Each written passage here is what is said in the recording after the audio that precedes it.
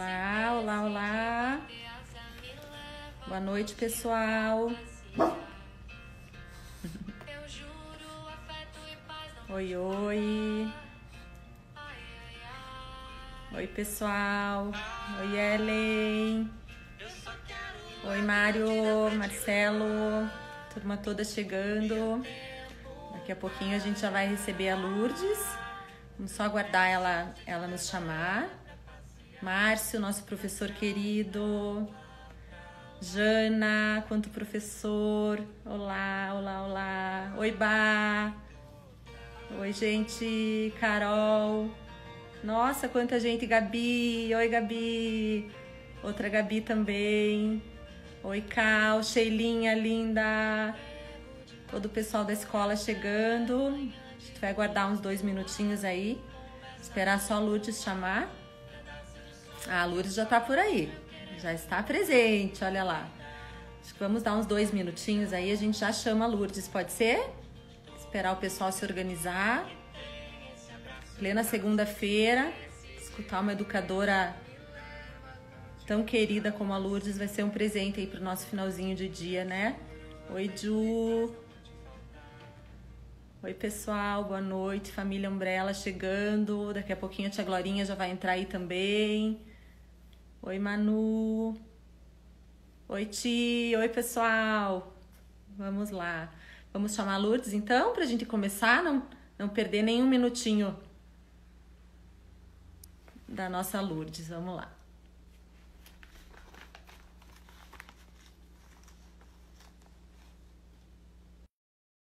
Não sei se a Lourdes já entra. Oi, Lu. Ana. Ingrid, querida, nossas professoras. Oi, Lourdes. Boa noite. Oi, deixa eu ver se eu consigo ficar mais altinha. Pronto. Oi, querida, boa noite. Uma noite fria aí também em São Paulo, pelo jeito. Hoje está mais frio. Tá. Aqui E também vocês também, né? aqui caiu um pouquinho a temperatura. Tava dando um oi pro pessoal aí que começou a chegar. Bastante gente querida, Lourdes, muitos pais, professores. Acho que vai ser uma conversa muito, muito bacana. Se você me permitir, eu quero só contar um pouquinho. Todo mundo sabe muito já sobre você, mas às vezes tem alguma pessoa que entrou e não conhece muito né, da sua história. Então, se você me permitir, eu vou contar um pouquinho. Claro, E eu não à quero vontade. não queremos, né, família Umbrella, perder um minutinho aí das suas palavras. Então, vamos lá. Estamos hoje com a Lourdes Atier, que eu já posso chamar de nossa amiga, nossa parceira, socióloga, educadora, trabalha há mais de 30 anos com formação de professores, gestores, palestrando aí pelo Brasil e mundo afora, estudiosa. Ela responde pela diretoria dos Doutores da Alegria. Doutores da Alegria, exatamente, me fugiu a palavra. E também é colaboradora do LIVE, que é o nosso programa do Laboratório de Inteligência e Vida, onde a escola esse ano adotou, então um programa que começou a trabalhar agora essa parte toda emocional dos alunos. E a Lourdes é uma das colaboradoras e que também palestra por eles, né? E hoje vai estar aí conversando conosco sobre essa escola que virou de ponta cabeça, sobre essa família que é a escola que é a família, o professor que é pai, o pai que é o professor, e o que a gente faz com tudo isso agora, né, Lourdes? A palavra é sua, seja bem-vinda e já agradeço em nome de toda toda a equipe Umbrella, de toda a família Umbrella. Obrigada. Eu que agradeço o convite, é sempre um prazer.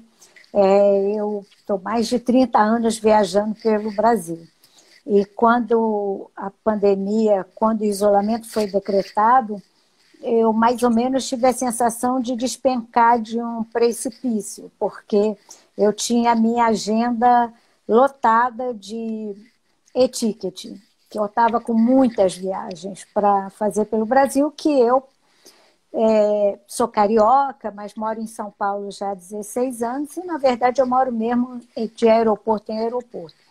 E aí, de repente, fiquei no meu micro apartamento e sem parar de me contactar com o Brasil inteiro, porque uma vez viajante, viajante para sempre, né?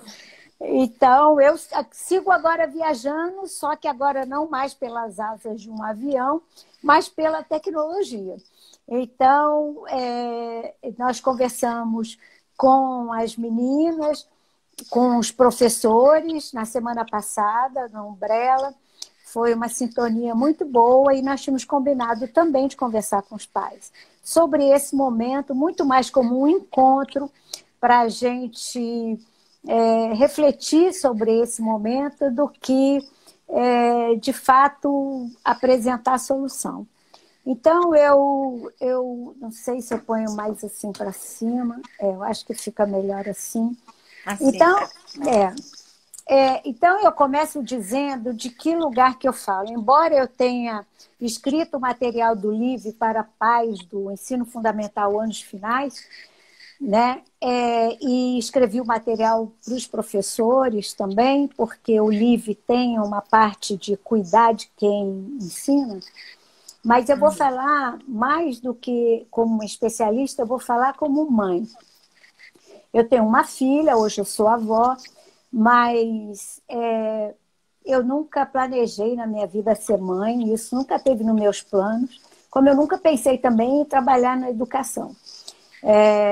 Mas quando eu fui mãe, eu sou filha de uma mãe, a minha mãe já morreu, mas a minha mãe era uma mulher analfabeta, e justamente porque ela não teve oportunidade de estudar, minha mãe era uma mulher muito dura e muito autoritária.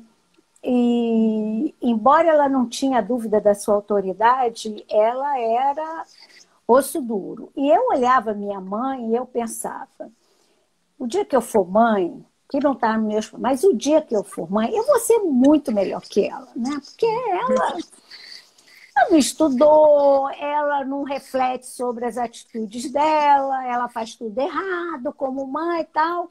E quando eu engravidei, eu não tinha dúvida que eu ia ser uma maravilha de mãe. Seria mãe, tipo, perfeito. Mãe nota 10 e tudo ia dar certo. Até que a Bárbara nasceu. E aí foi o fato de ter tido filho que eu entendi que ser mãe ou ser pai é o lugar do erro. Não existe possibilidade da gente desempenhar esse papel sem erro. É um lugar do erro mesmo. E tudo vai piorar quando chega na adolescência. Porque quem é pai e mãe e que tem filho pequeno, se prepara, querido, faça uma poupança, porque quando chegar na adolescência, o bicho vai pegar. Porque se a gente erra quando eles são pequenos, quando eles crescem, a gente segue errando com uma categoria inimaginável. A minha filha, por exemplo, que era uma menina normal, ela, quando virou adolescente, eu tive absoluta certeza que ela foi abduzida. Ela, outra coisa ocupou o corpo dela e eu chegava a gritar no ouvido dela, sai que esse corpo não lhe pertence, filha, volta, filha, porque eu achava que ela tinha sido abduzida por seres de outro. E eu pensava, meu Deus, porque eu era acusada de tudo, né? Desde alguma comida que eu fiz que não foi boa, alguma medida autoritária, mas pela bomba atômica de Hiroshima e Nagasaki, tudo eu era errada, tudo eu era equivocada, tudo eu era inadequada, foi um verdadeiro inferno que eu dei um valor incrível para a análise, fui para a terapia, fui fazer análise e para poder lidar com essa sensação de que aquela menininha que me amava profundamente, quando ficou jovem, me acusou de tudo. E como seguir sendo mãe em terreno tão difícil. Eu me lembro que eu tinha uma amiga que é tipo amiga irmã, aqui aí de Curitiba, e que eu falava com ela, Nalva, deixa eu te falar, não quero mais ser mãe, não. Ela fala, ih, ferrou, porque não tem jeito, agora é para sempre. Né? Agora é pra sempre. E era uma exaustão aquela pessoa que me questionava, que checava, que duvidava, que me provocava, que me botava à prova.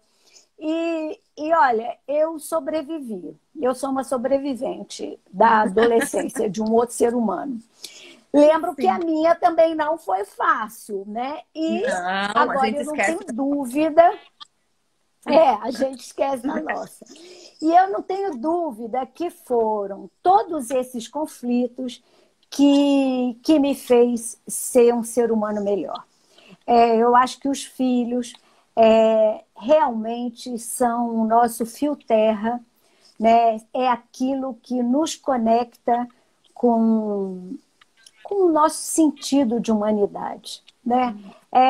De humanidade no sentido de que nós não somos super pessoas, nós somos apenas pessoas, e isso já é muita coisa, né? Então, se isso tudo era complicado no mundo normal até 2019, 2020 tudo piorou bastante, porque entramos no mundo pandemia, daí para frente, o que será, né? É a grande incógnita. Então, nós que tínhamos uma vida excessiva, né? Porque a nossa vida é muito acelerada, fazendo muitas coisas, ocupando muitos filhos, tudo muito, muito, muito, muito, muito, e que, de fato, vivíamos uma vida desencarnada, desencarnada no sentido que o tipo de vida que a gente levava fazia com que a gente ficasse cada vez mais desencarnado. A gente fazia 50 mil coisas ao mesmo tempo, e aí a gente foi ficando desencarnado. Andando na casa, saía da sala, chegava no quarto, não lembrava o que foi buscar, perdeu a chave o tempo inteiro, a bolsa é cheia de cangalha que a gente nunca acha nada, somos acumuladores, a casa tem coisa demais, a gente tem tudo demais, a gente, na verdade, tem uma lojinha dentro de casa, que a gente tem tudo demais, muita coisa na cozinha, muita panela, mas a gente só usa 3, muito jogo de café e a gente só usa 4 xícaras. E a gente vivia esse mundo atolado, atolando os filhos, e no final de semana atolando no shopping center. E assim enchendo a casa mais de coisas aí. Botando mais coisa inútil e a gente consumindo, não sabendo que está consumindo, e de repente a gente se vê numa casa que a gente simplesmente coabitava e a gente descobre que agora tem que conviver, que é diferente de coabitar, né? E sem o exército de salvação do nosso lado, ou seja, a gente tendo que ser pai e mãe, cozinhar, limpar a casa, resolver os problemas. E quem tem filhos, quando os filhos pequenos, eles querem passear, porque a gente educou assim, eles querem rua. Se tem um adolescente, é justamente na hora que eles precisam se afastar de pai e mãe. Eles são obrigados a ficar na caverna junto com o pai e a mãe, que é um inferno. Isso. Os casamentos que já vinham sendo empurrados pela barriga, de repente teve que conviver, distribuir tarefa, e tudo ficou muito mais difícil, com um grande complicador. A gente não tem mais certeza nenhuma do que vai ser amanhã. Então, esse cenário tão imprevisível, tão inimaginável, na verdade, ele vinha se anunciando há muito tempo atrás. Existe um sociólogo que chama Zygmunt Bauman, que morreu em 2017, e ele tinha uma frase muito boa, que ele dizia, e ele criou o conceito de modernidade líquida, isso há mais de 10 anos atrás, que ele dizia, olha, o mundo acabou a estabilidade. Hoje a gente não sabe mais nada do que vai ser o futuro. Aquele mundo certinho e previsível a contemporaneidade vai trazer o caos e que a gente tem grandes possibilidades de se perder porque o passado já não serve para entender o presente e o futuro é um ponto de interrogação. Isso ele falava mais de 10 anos atrás. De repente, a pandemia, a gente está sentindo na pele o que exatamente o Bauman falava quando apontava esse caminho da modernidade líquida. E a gente tendo que lidar com essas questões de convivência, de relacionamento. E aí, como eu disse para vocês, eu vivo ciganamente. Então, eu falo com todo mundo. E nós temos descoberto a dificuldade dos pais de brincar com as crianças, né? De se organizar na rotina de uma casa e saber ter hora para trabalhar e ter hora de brincar. Outra coisa que a gente está vivendo é que trabalhar de modo remoto é milhões de vezes mais cansativo do que se a gente estivesse no trabalho. Seja na escola, no escritório, no consultório, não importa. Mas o meu cansaço, que normalmente batia às 10 da noite, hoje bate às 5 da tarde. Né? Eu fico tantas horas no computador que o meu nível de inteligência cai despenca de tal que 10 horas eu sou burra de emagrecer. Eu não consigo juntar 2 neurônios. Tamanho é a exaustão que a gente fica submetida. Então... E esse é o relato dos nossos professores também, Lourdes. Que a demanda do trabalho remoto é infinitamente maior. Exatamente. Infinitamente maior. E aí nós vamos chegar nessa questão que então, nessa rotina de casa que a gente está vivendo agora, a gente tem uma opção de coisa para resolver, né? Com relação à faxina, com relação à manutenção do nosso emprego, com relação ao momento familiar, com relação à alimentação, com relação à disciplina em casa e com relação a uma grande mudança que nunca vivemos, que a escola agora não está mais no prédio, não está mais no seu prédio. O prédio fechou e a escola foi para dentro de casa. E aí, eu tenho falado bastante isso, várias vezes, que eu acho que do mesmo jeito que a gente vai para a janela aplaudir os profissionais de saúde e os profissionais que fazem o mundo funcionar, os entregadores, motoboy, e o lixeiro, o porteiro, enfim, a gente precisava aplaudir os professores, que de uma hora para outra tiveram que entrar no mundo remoto quando é um trabalho eminentemente de vínculo, né? De olho no olho, de contato, de presença, de abraço, e a escola foi para dentro de casa. A vida que já tinha ficado complicada em casa, complicou muito mais quando a escola foi para dentro de casa. E aí, muita gente, todos nós, na verdade, eu também, a gente está experimentando coisas pela primeira vez. E aí eu gostaria de levantar a primeira reflexão, né? Quando foi a última vez, antes da pandemia, que você fez alguma coisa pela primeira vez? Queria que vocês pensassem sobre isso, que de um modo geral, a gente vem num piloto automático já faz tempo. Repetindo. Isso, repetindo, e a gente perdeu essa capacidade ou aposentou de se colocar no lugar, de viver uma experiência pela primeira vez. E a vida está dando isso para a gente, neste momento. Então, hoje, o caos de hoje é caos, mas é também oportunidade. Essa tua frase ficou muito marcada naquele dia. É um momento de oportunidade, a gente precisa olhar para isso. Exatamente, porque agora nós temos o poder de escolher que vida que a gente quer para a gente. Que sentido tem para a gente as relações que a gente está fazendo? Uma coisa eu tenho percebido que gente que nunca ligava para a mãe passou a telefonar com frequência, falar com tio, com tios, amigos. E comigo acontece uma coisa no começo, quando a gente começou a pandemia, era muito engraçado. Eu tenho 66 anos e moro sozinha. Uhum. E era muito grande o número de pessoas que me telefonavam. Tipo, a velhinha está abandonada. Luz, você está precisando de alguma coisa. Vamos cuidar dela. Vamos cuidar dela. Olha, se precisar telefone. Era muito engraçado, né? Então, a gente foi descobrindo que isolamento social não era isolamento afetivo. Não era. E começou a surgir uma coisa de dizer: oi, fulano, você está bem? Oi, você está ficando em casa?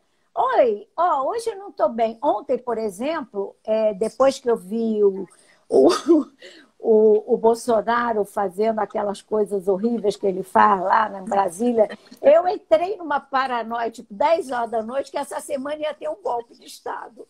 E eu comecei a telefonar para meus amigos. Você acha que vai ter golpe? Você acha? Eu fui atormentando todo mundo, mas foi tão bom, porque a gente... Nossa, foi todo mundo botando pontos de vista diferentes, olhares diferentes, todo mundo se apoiou, né? E eu acho que a gente está vivendo essa situação. Então, essa situação também é uma oportunidade para a gente utilizar uma palavra que a gente não abandonou, que significa, que é desacelerar. Né? Essa palavra, desacelerar, não é uma palavra que sempre teve... as pessoas sempre acham que desacelerar é ficar para trás. Né? É uma coisa que é ruim, é voltar. E não é. Os italianos falam do tempo giusto. O tempo justo.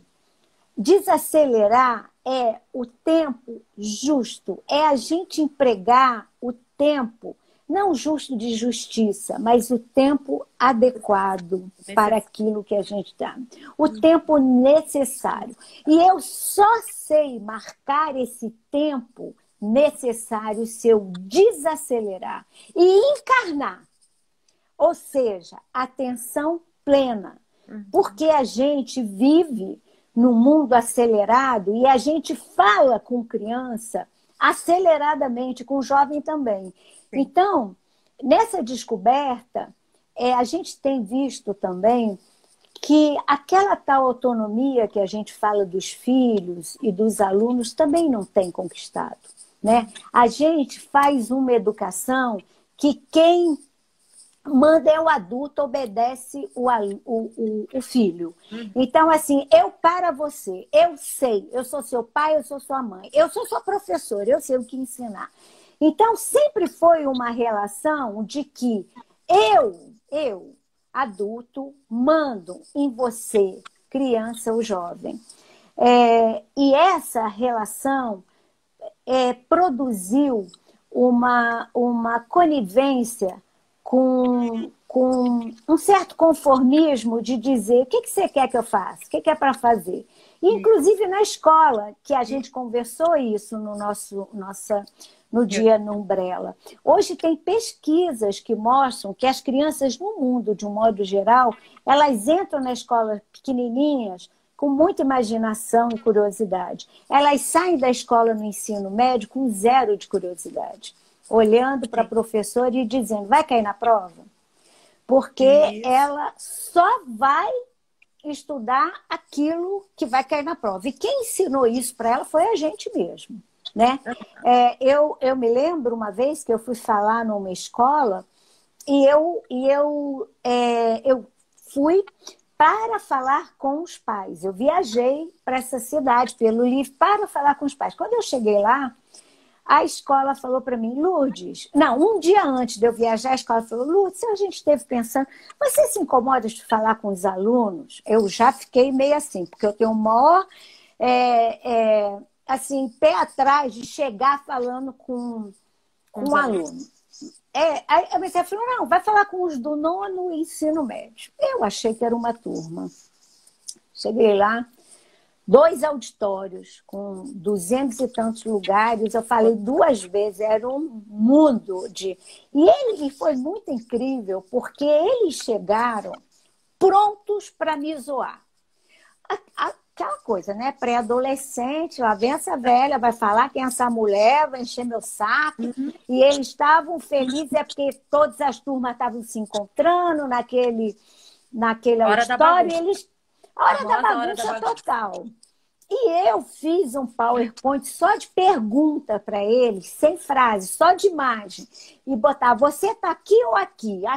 E eles foram se envolvendo de uma forma que no final eu estava com todo mundo aqui, ó, no controle. E aí eu disse para eles, à noite eu vou falar com o pai de vocês. O que vocês, com os pais ou os responsáveis, o que vocês gostariam que eu falasse para eles? De mais importante. E houve uma unanimidade. Todos queriam que eu falasse apenas uma coisa. Que eles não eram apenas uma nota. E eu fiquei muito impressionada com isso. Daqueles meninos que chegaram zoando e depois abriram o coração de uma forma incrível e falavam o quanto eles se sentiam cobrados e o quanto eles eram muito mais do que uma nota. Uma nota, sim. Eles eram pessoas. E, no entanto, a cobrança da família era muito mais em cima. Olha que eu estou pagando a escola. Quanto você tirou? É o resultado. E nessas horas, a gente esquece que eles são pessoas. Então, isso é uma coisa muito impressionante. Hoje eu estava falando com uma escola de São Luís e tem umas cidades no Brasil que elas são mais pesadas no trabalho das escolas, que graças a Deus não é o caso da Umbrella. Que tem escolas em São Luís, em Fortaleza, que os meninos chegam a ficar 12 horas por dia na escola, né? É muito, muito puxado. Mas, de um modo geral, o que a gente vê é que os alunos, eles só são alunos. Cada vez mais nas escolas brasileiras estão deixando de ser pessoas. A escola funciona o ano inteiro. Quando entra de férias, entra a colônia de férias, a escola não fecha. É muita atividade, muita atividade, muita atividade. Então, a gente precisa pensar. Então, quando eu estou falando desacelerar, significa cobrar menos e fazer mais vínculo. Isso. Não está fácil para ninguém botar a escola... Prestar essa atenção que você falou direto, porque agora o aluno está dentro de casa. Não tem mais o filho e o aluno. Agora o aluno e o filho estão dentro de casa. E aí é muito importante a gente entender que nós temos papéis na vida. O filho, ele é aluno, ele é paciente, ele é devoto, ele é amigo, ele é neto, ele tem muitos papéis. Então, ele, como todos os demais seres humanos, ele traz uma complexidade. Sim. E isso não quer dizer paparicação. O fato de eu ter uma escuta e um respeito não quer dizer que eu abra mão da minha autoridade. Eu sei quem tem autoridade, eu sei que sou eu que tenho autoridade. Agora, eu escolho qual autoridade que eu vou desenvolver. Eu posso ter 3 tipos de autoridade. Eu posso fazer a autoridade que a gente chama de laissez-faire, aquela autoridade que é Zeca Pagodinho, deixa a vida me levar, vida leva eu, aquela que não tem uma coerência, hoje eu deixo, amanhã não deixo, hoje me encheu o saco, eu tiro uma coisa, amanhã eu nem me lembrei que botei de castigo, faço outra coisa. Esse é um tipo de autoridade. Uma outra tipo de autoridade é a autoridade autoritária, aquela que diz, vai fazer e está acabado. Eu tô mandando. E o que é a autoridade autoritária. E o terceiro e mais difícil é a autoridade democrática. É aquela que eu não tenho dúvida da minha autoridade, mas eu tenho o total respeito por você.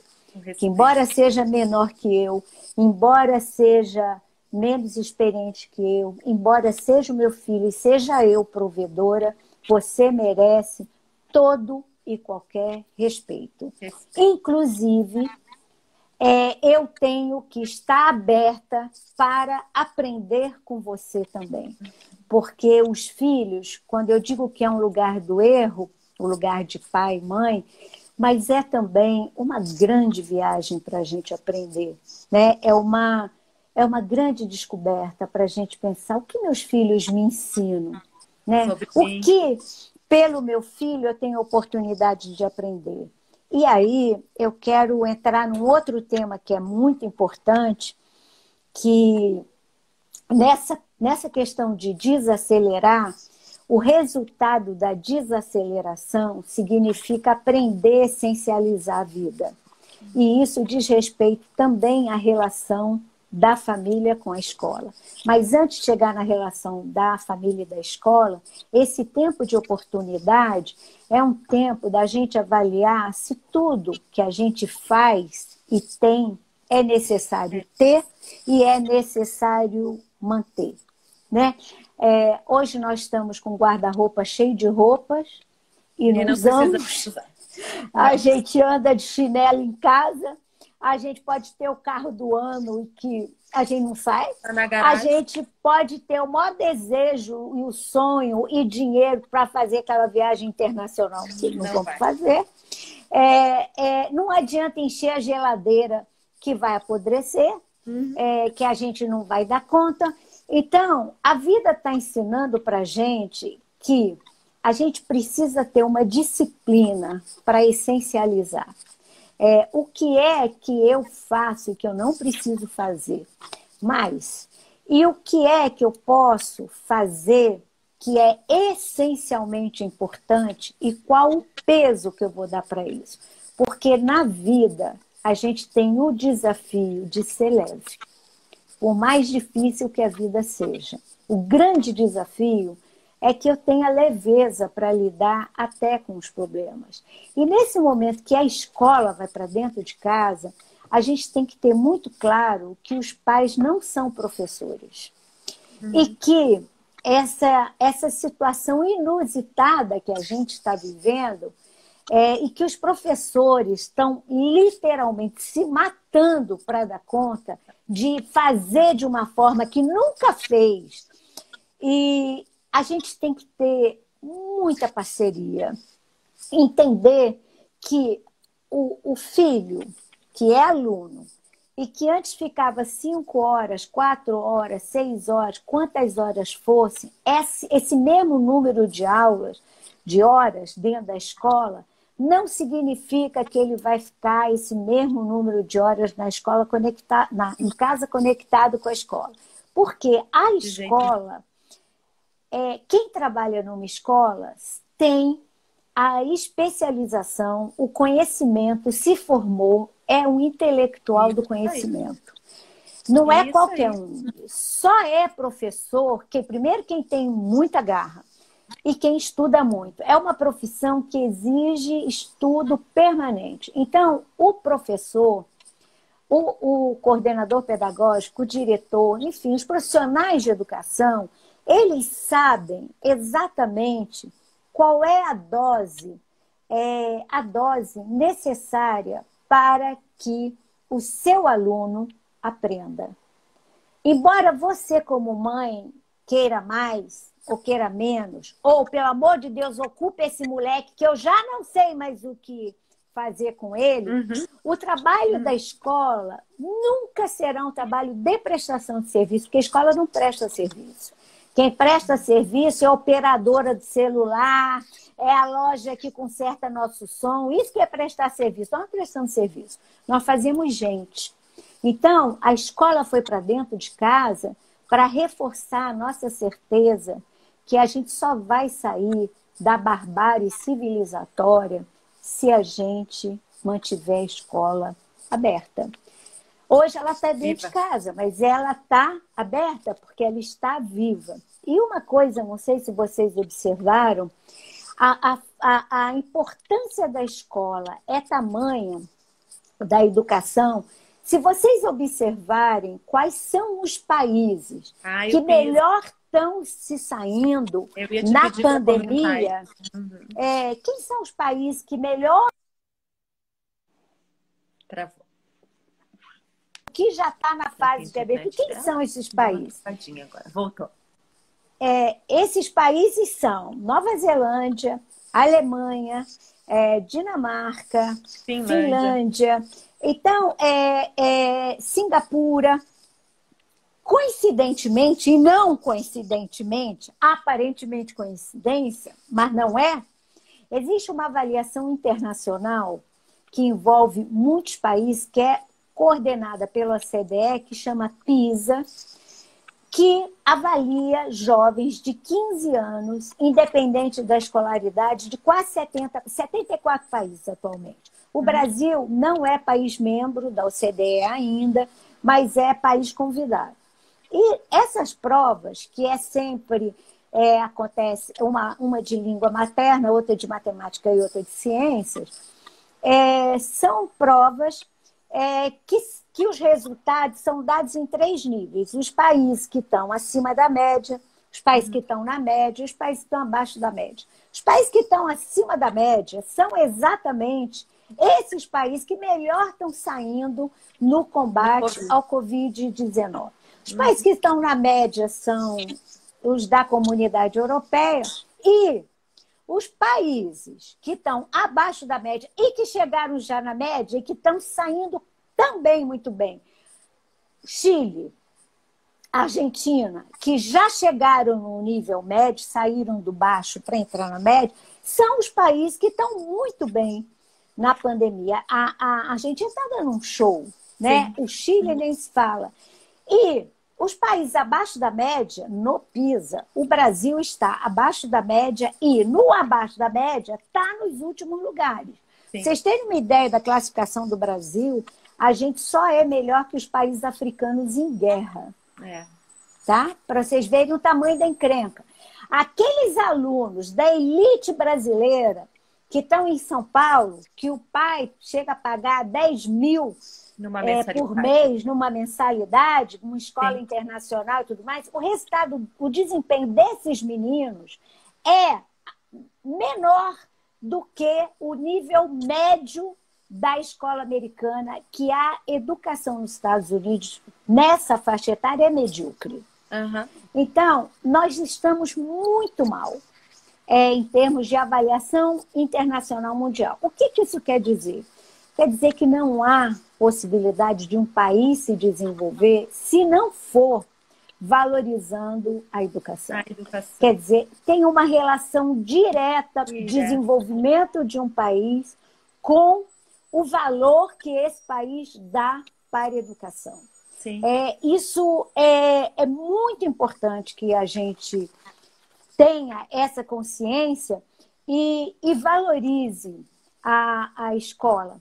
A escola ainda e nesse momento a gente tem vivido muita discussão em cima de uma pressão muito grande do ensino domiciliar, que a gente tem horror de falar.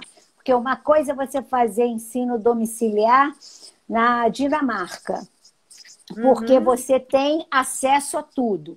Você tem bons museus, você tem boas bibliotecas, você tem acesso à cultura. Você falar no Brasil em educação domiciliar significa aumentar a desigualdade econômica, social, educativa a níveis inimagináveis. Então, no Brasil, a gente precisa defender muito a existência da escola, porque a escola ainda é o lugar mais democrático que a gente tem de conhecer o passado, entender o presente e sonhar com o futuro. E o futuro começa agora, né? A gente começa construindo o futuro agora. Então, a sensação está muito forte, Lourdes, ouvindo os educadores, né, lá da escola, os educadores aí do Brasil, de que a escola morreu, como se a escola não existisse mais nesse momento. E a escola é muito necessária. E eu acho que é até mais necessária nesse momento agora, né, Lúcia? Exatamente. E aí tem um dado, quando a gente fala da escola necessária, e uma questão que eu tenho discutido hoje, eu estava, na hora do almoço, falando com os secretários de Minas Gerais, que está o caos, e secretários municipais. O estado de Minas Gerais não está ainda fazendo nada com seus alunos da rede pública.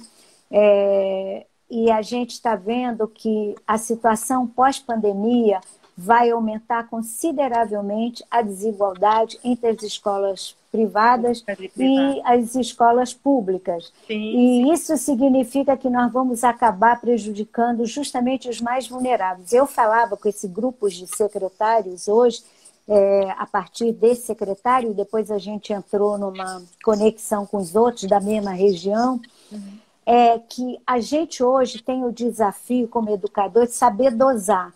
A gente nem pode matar o aluno de tanta tarefa, fazendo a vida dele um inferno e um professor que é uma máquina de passar lição, mas também não podemos abandonar os alunos. Esses alunos, principalmente os alunos, ele falava para mim, e os outros confirmando, ele falava, bom, eu tenho um mínimo de escola urbana, toda a minha rede praticamente é rural. E escola rural tem lugares que nem luz elétrica tem, que dirá internet, quer dizer, não chega nada, né? Isso, atividade à distância, né? Então, e eu conversava com ele que nenhum a menos nesse momento. Se não pode chegar pela internet, tem que chegar pelo rádio, tem que chegar uma carta. Alguma coisa tem que chegar para os alunos, porque todos os alunos do Brasil, eles têm que saber que nós estamos juntos. Que a gente não está se abraçando, mas a gente está junto. A escola privada que está conseguindo falar com o seu aluno em casa, mas a escola pública tem, com certeza, dizer que eu estou aqui. Nós estamos juntos. E eu estou te esperando quando a escola abrir, mas até lá a gente pode fazer isso. E descobrir formas, né, de conexão. Sim. Que conexão exatamente a gente pode fazer? E isso significa que o desafio da gente é pensar nessa outra ordem social. Né? Porque o Brasil é um país da desigualdade, somos campeões de desigualdade. Sim. E hoje a gente tem, eu falei, nós conversamos sobre isso, sobre o que ensinar nesse momento, e a gente está falando que a gente tem que essencializar. Então a gente não tem mais que se preocupar com os 300 milhões de conteúdos que a gente tem que ensinar. A gente tem que ensinar aquilo que é de fato relevante. E eu quero dizer para vocês, pais, não se preocupem. Não pensem, será que meu filho vai atrasar? Será que meu filho vai ficar para trás? Será que meu filho não está aprendendo? Não se preocupe. Agora não é hora de se preocupar com isso. Nós estamos enlouquecendo, não vamos botar mais esse problema na cabeça da gente. Vamos confiar e ter muita paciência. E aprender em casa exige muita autorregulação, muita disciplina e muita paciência da parte de vocês. Tenham paciência com as crianças e os jovens. Vai ter hora que eles vão querer aprender, tem horas que não vão querer, tem horas que eles vão estar de saco cheio, né? E não fique enchendo o saco, cobrando, senta, agora começou a aula, tem que entrar. Porque eu tenho visto barbaridade assim de pais assistirem aula. Isso, né? Assistir a aula e acaba avaliando o professor, acaba deixando o professor lá na ponta inseguro, se sentindo avaliada, e isso tudo só serve para complicar. Não importa se eles estão aprendendo muito ou pouco. Quando a escola abrir no seu prédio, os professores saberão por onde começar. E nada impede de tudo ser recuperado. Não se preocupem com isso.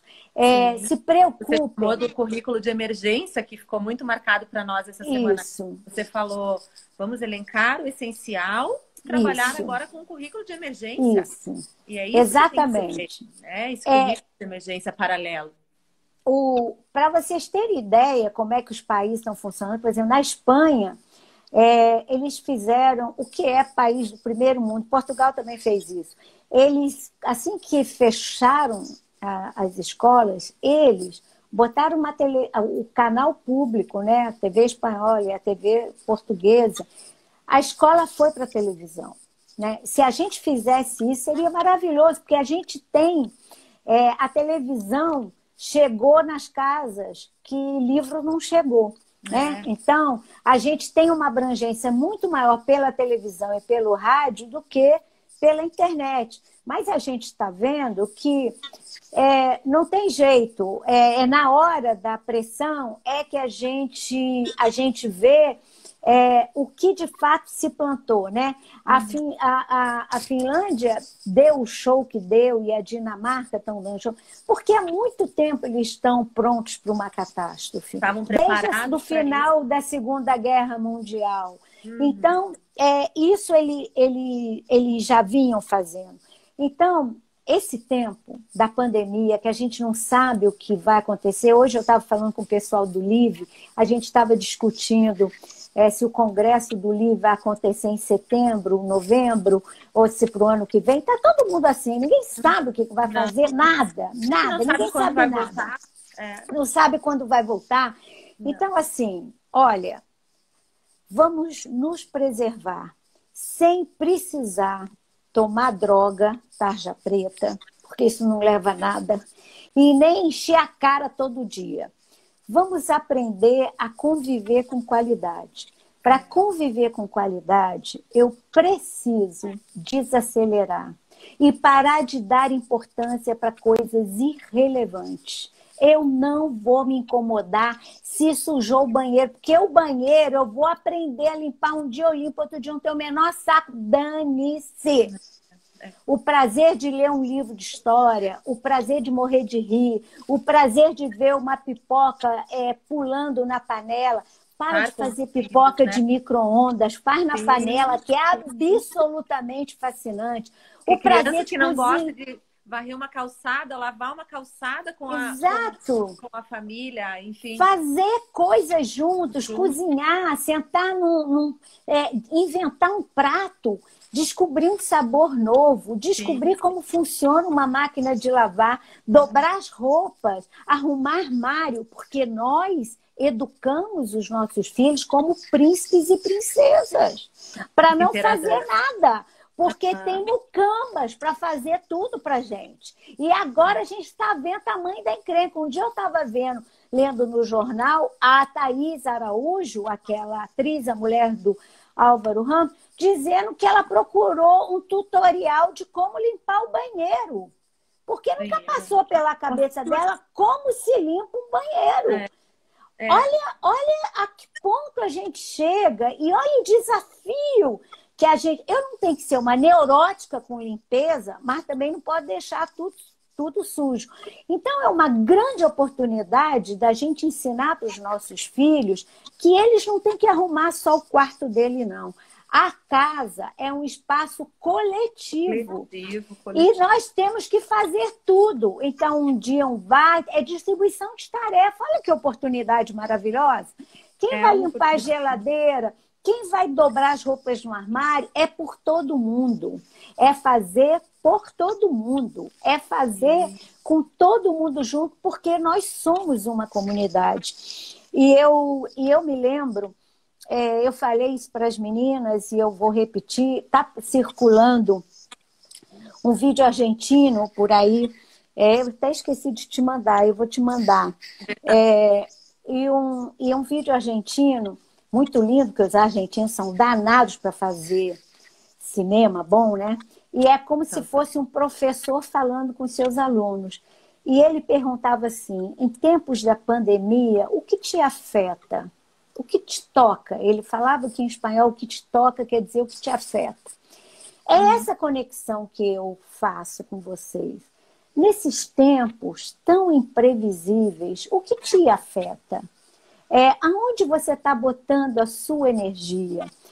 O que você está aprendendo com essa experiência? E ele vai falando no vídeo para os alunos, assim, que que quem passou pela Segunda Guerra Mundial, quem viveu um pós-guerra, quem viveu um autoritarismo, quem viveu o nazismo, o que isso nos afetou e passou a ser constituinte da nossa história. Não como uma tragédia, mas como uma aprendizagem, o que ficou. E no final, e que a gente tem que ver desse jeito. Não é uma tragédia, não é uma desgraça, é apenas a vida sendo vivida de outro jeito.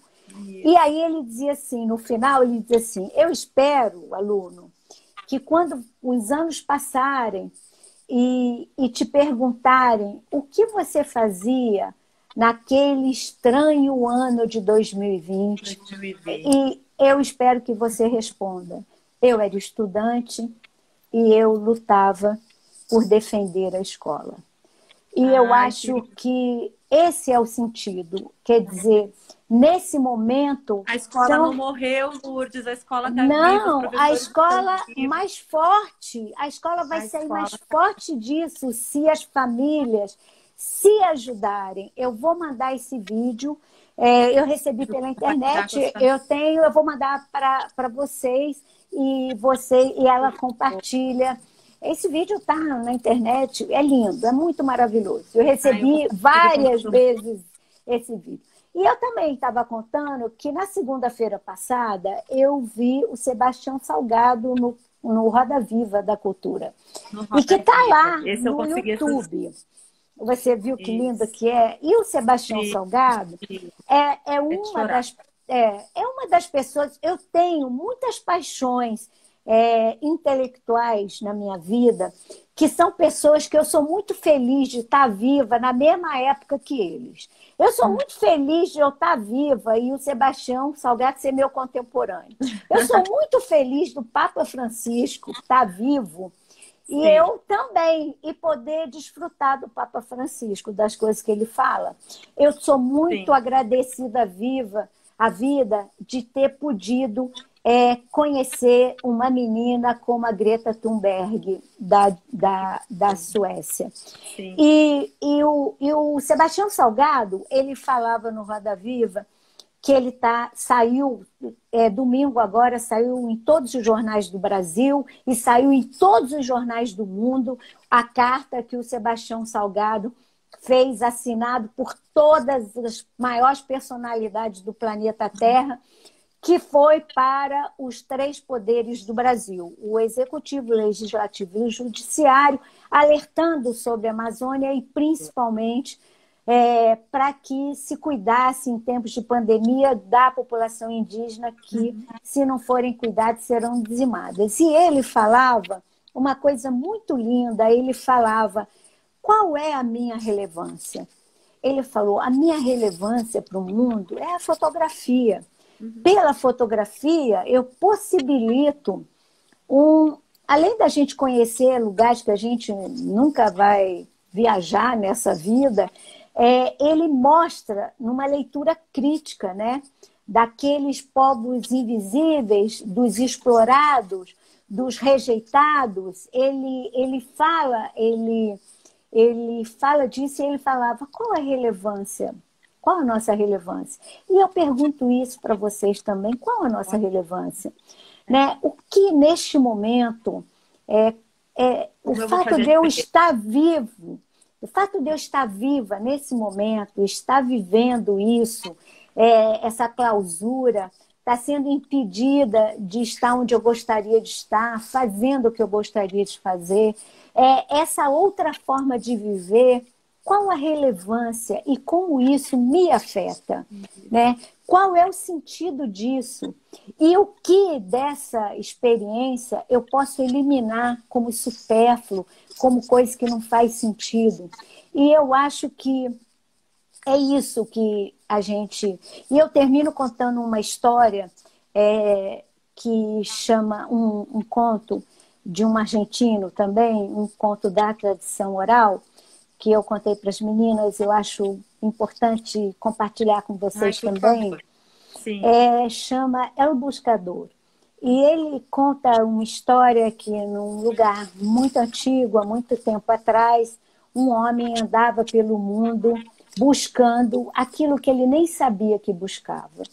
E ele era um andarilho, até que um dia ele chega num lugar que ele vê um enorme parque verde, uma grama linda, com umas pedras brancas, e ele resolve sentar para descansar um pouco naquela pedra linda, naquela paisagem. Quando ele olha, ele vê que a pedra que ele está sentado tem uma inscrição, que tem um nome e tem uma data.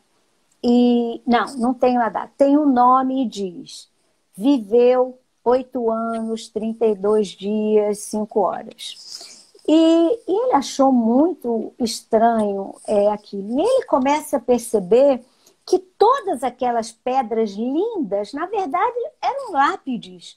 E todas traziam uma inscrição. E quanto mais ele olhava, mais ele percebia que era tudo muito pouco. 3 anos, 5 anos, 8 anos, 10 anos. Ele começou a chorar. Ele falou: meu Deus, eu estou num cemitério de crianças. O que aconteceu nessa cidade de tão trágico para ter um cemitério de crianças? E ele começa a chorar, sentindo uma dor profunda, e chega o coveiro e pergunta para ele: senhor, o senhor está chorando por alguém enterrado aqui? Ele falou: não, eu estou chorando por todo mundo. Eu ando pelo mundo e eu nunca vi um cemitério de criança. O que aconteceu aqui? Aí o coveiro falou: ah, não, calma, fica tranquilo. Aqui não é um cemitério de criança. É porque aqui, nessa cidade, nós temos uma tradição. Quando as pessoas chegam aos 15 anos, a gente dá uma caderneta para elas, uma pequena caderneta. E ele mostra a caderneta dele, como essa aqui. E nessa caderneta a gente passa a anotar todos os dias, a quantidade de dias e de horas que a gente foi feliz. Só o que a gente foi feliz. A sensação do primeiro beijo, quanto tempo durou? A sensação e a alegria de ter encontrado o grande amor. A sensação e a alegria de o nascimento de um filho. A sensação de ter resolvido um grande problema. Enfim, quando a pessoa morre, a gente pega a caderneta e conta quanto daqueles registros resultaram em termos de anos, de dias e de horas. E a gente escreve isso na lápide, porque para nós a única coisa que faz sentido na vida é os momentos que a gente foi feliz. Ai, que então, lindo. é esse o sentido da vida. A gente perde muito tempo por picuinha, por umas titica que a gente nem sabe porque está brigando, não sabe nem porque está batendo boca. Às vezes a gente entra num desgaste na escola que não faz o menor sentido, que nada mais é do que falta de confiança. Às vezes a gente quer encontrar... ali para você nos comentários. A gente quer encontrar uma escola que seja como a escola da nossa infância. Já passou. A escola é outra coisa. Confia na escola, confie no seu parceiro, na sua parceira, confie nos seus filhos, tenha uma confiança na vida. Faça aquilo que realmente faz sentido. O resto, elimine. A gente não está mais em tempo de se desgastar por bobagem. A vida passa muito rápido. Olha o que a gente está vivendo. Quando a gente pensou que a gente ia viver isso tudo dessa forma, sem saber se a escola vai abrir em junho, julho, agosto, quando? A gente não tem a menor noção. A gente está reaprendendo tudo. Então, vemos países que... E outra coisa, eu quero contar um segredo. Todo mundo está errando tudo. Não se preocupem. Ninguém sabe o que está fazendo. Ninguém. A gente está tentando acertar, errando. E olha que maravilha o que a escola está descobrindo. errar não é negativo. A escola ensinou que errar perde ponto e reprova, não é verdade. Era A gente, mentira. para aprender, a gente precisa errar, errar. É muito importante. Como é bom quando o filho olha para a cara da gente e diz, mãe, eu não concordo. E que a gente tem vontade de dar um murro na cara dele. E que a gente vai ter que escutar porque ele não concorda. E ele pode trazer uma perspectiva completamente diferente do que a gente viu. E a gente tem que ter humildade para dizer, filha, desculpa, eu errei. Eu errei. Então, Lourdes, a gente tem 2 minutinhos só, infelizmente. Meu Deus do céu. Eu acho que eu falei tudo. Eu não consegui nem ler para você aqui quantas coisas lindas você recebeu. Eu tô lendo. Você lê e fala ao mesmo tempo. Lourdes, você conversou um pouco com as professoras na semana. Já deu tempo, né? Desculpa, falei demais, era para vocês falarem um pouco. Não, todos ficaríamos aqui mais muitas horas te ouvindo, foi fantástico, maravilhoso, sem palavras. Eu agradeço. Toda essa boniteza e como a gente se chama lá na escola de luz, é pura luz.